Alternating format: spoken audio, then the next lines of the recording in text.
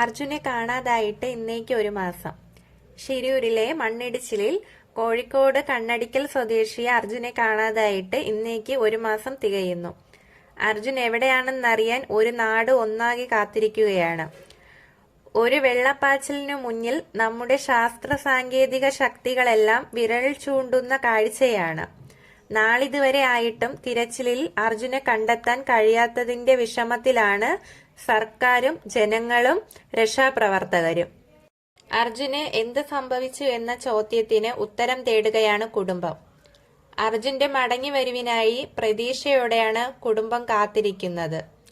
രക്ഷ നൽകാൻ ഉയർത്തിയ കൈകളിലെല്ലാം പ്രതീക്ഷയോടെ ഉറ്റുനോക്കിയ വീടും നാടും നാട്ടുകാരും. 30 ദിവസങ്ങൾക്കപ്പുറം സാധ്യതയുടെ വാതിലുകളെല്ലാം അടയുമ്പോഴും ഉറ്റവർ കാത്തിരിക്കുകയാണ്.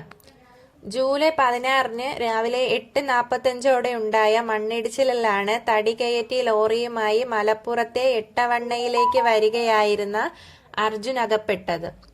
ഷിരൂരിൽ മണ്ണിടിഞ്ഞത് അപകടമെന്ന വാർത്ത വീട്ടിലറിഞ്ഞപ്പോഴും മകനൊന്നും സംഭവിക്കല്ലേ എന്ന പ്രാർത്ഥനയ്ക്കിടയിലും പോലീസിൽ കുടുംബം വിവരമറിയിച്ചു.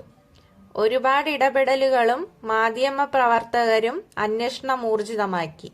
കുടുംബം പോറ്റാൻ 20-ാമത്തെ വയസ്സിൽ വളയം പിടിച്ച വീട്ടിന്റെ നെടുംതൂണായ മകൻ അവനില്ലാതെ ഇത്രയും ദിവസം തള്ളി നീക്കിയത് എങ്ങനെയെന്ന് പോലും ഈ കുടുംബത്തിന് പറയാൻ വയ്യ.